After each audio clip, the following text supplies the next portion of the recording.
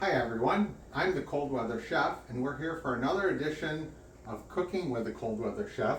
Today we're going to make Biscotta cookies. And it's a great opportunity right before Christmas because you always want to have some snack or cookie around if you get visitors around the holidays.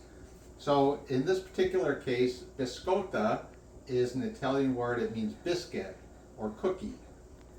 In the United States, a biscotta might be found in bakeries and they're very hard because they're double baked. This recipe is very simple. It's really meant to be single baked just so you can have some type of biscuit or cookie as a snack. To go along with that biscuit or cookie, of course, we're going to have something to drink with it, and in this case we're going to have an amaro. This Amaro Montenegro is from Bologna. You can certainly have a nice biscotta cookie with coffee or an amaro. So cheers, happy holidays.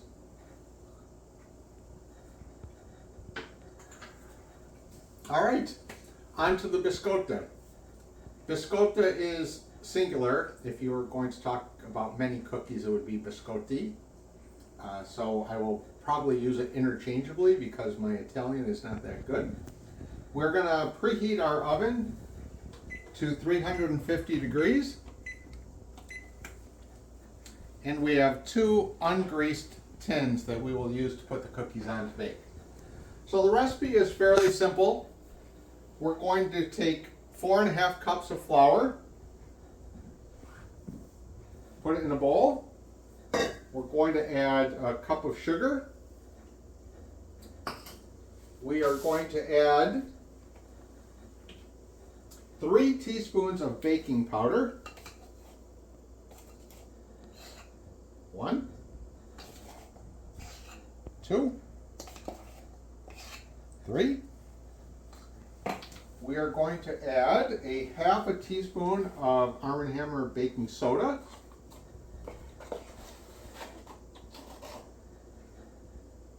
Go.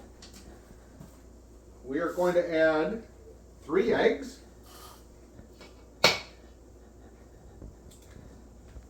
1, 2, 3. Obviously important not to get the shell in there. We are going to add some flavoring. Vanilla is typically the flavoring of choice. I am actually going to mix a little bit of anise extract in as well because it gives it a little different flavor, a little stronger flavor. But it's still subtle enough where you can drink it with coffee or your digestivo. So we need a teaspoon of vanilla. It might be a little more than a teaspoon. And a teaspoon of anise. If you don't like anise, you can certainly use a different extract, maybe almond.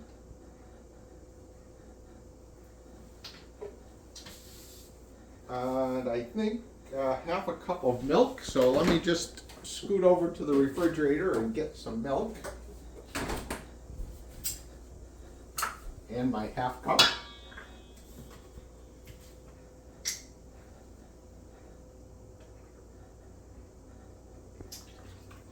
And those are all the ingredients. Now, it's not all the ingredients. We need a pound of lard or butter or shortening. I have to have shortening, so we'll put that in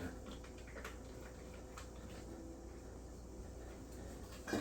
I'm going to mix all the ingredients, but I'm going to put on some gloves because it can get very sticky and gooey.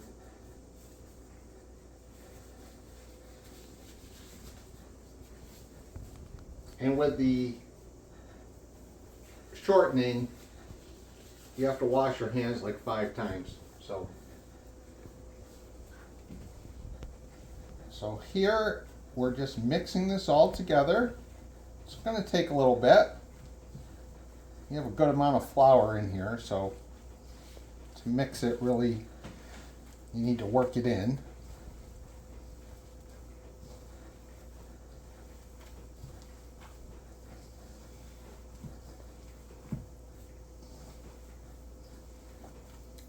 can see the eggs are giving it a nice tinge of yellow.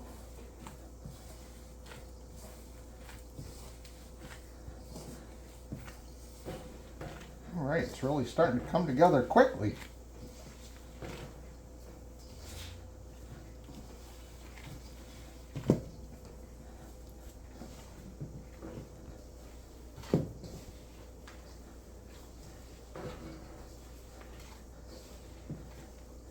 It's also a good exercise. Really works your arms and your hands.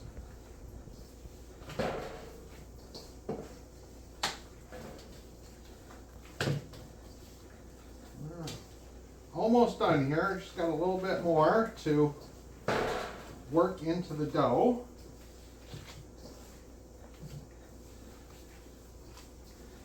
And I think that is pretty much it for mixing. So you can see just a few ingredients. Mix it all together and the dough is ready. So not very hard at all to create these cookies. So now that we have our dough mixed, we're just going to take a blob of it, and you can form them in any shape you like. Just put them in between your hands and roll it. And I'm going to get basically a stick, and you can shape it. I'm going to shape mine in the form of a candy cane.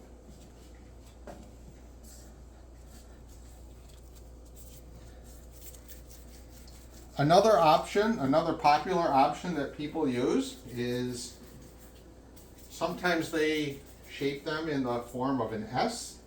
They're often called S cookies because they're shaped like an S. Not very inventive, but it's true.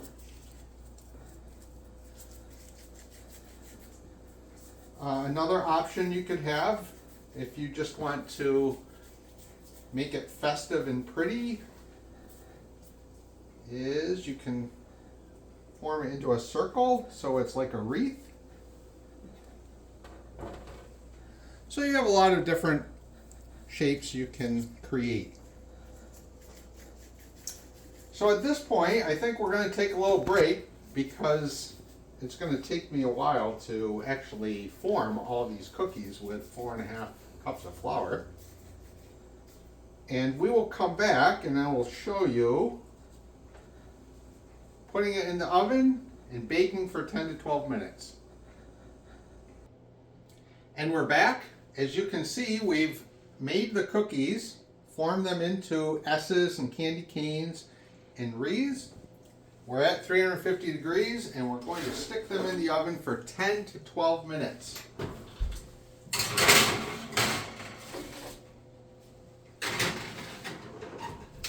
I'll be checking these often. You certainly don't want to overcook them. They go from a nice crispy texture to overdone very quickly. So monitor often. I'm going to set this for 8 minutes just to watch it. So we'll be back. Welcome back, everybody. It's been about 11 minutes, so it's time for a little sip.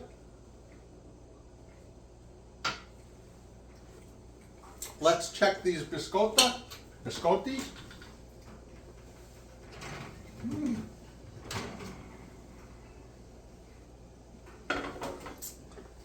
Just touch the top with your finger. It's firm. I think that's done.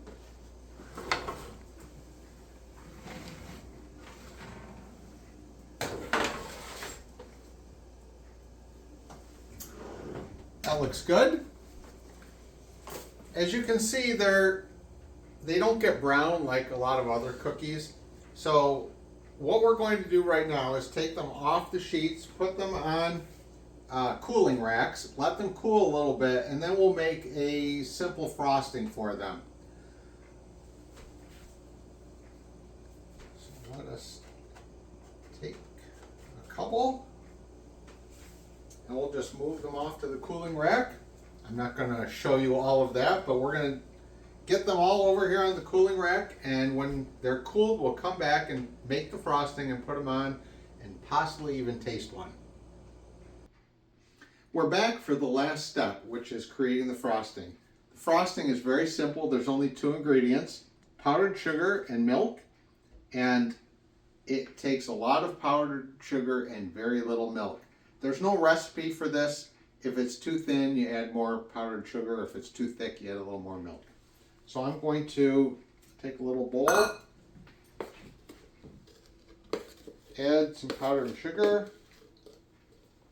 I'm going to add very little milk.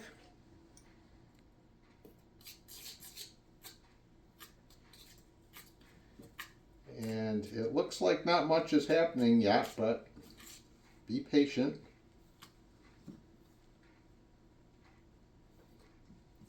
All right, I think I'll add a little more.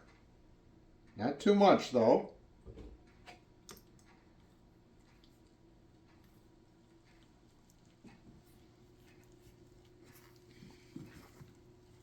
You can see with just that little bit of milk, the powdered sugar is really dissolving. So I'm going to add just a touch more.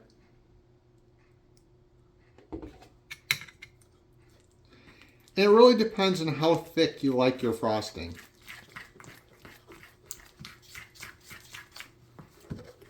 This is fairly thick. It's not bad though. Just one more little touch. And I think we're going to be great. All right, so here is our frosting. Here are our cookies that have been baked. They've on cooling sheets. Pro tip, you stick a little something underneath it. Wax paper. It saves you a lot of cleanup as the frosting drips down. So I am just going to put on another glove. I'm going to take a cookie and you just plop it in there.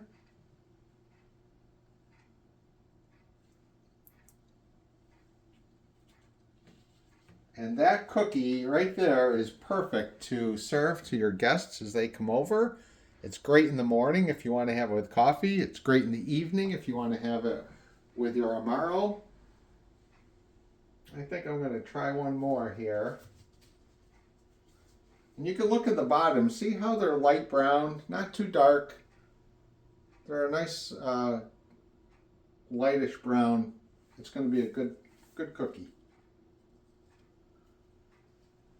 Put the frosting on this one. And that looks good enough to eat. So we'll see if all this effort was worth it.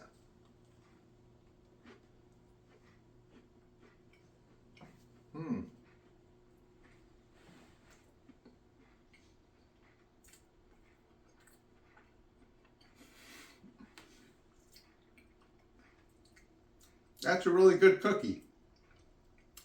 Hope your Christmas and holiday is as good as ours is going to be with all these wonderful cookies. Enjoy.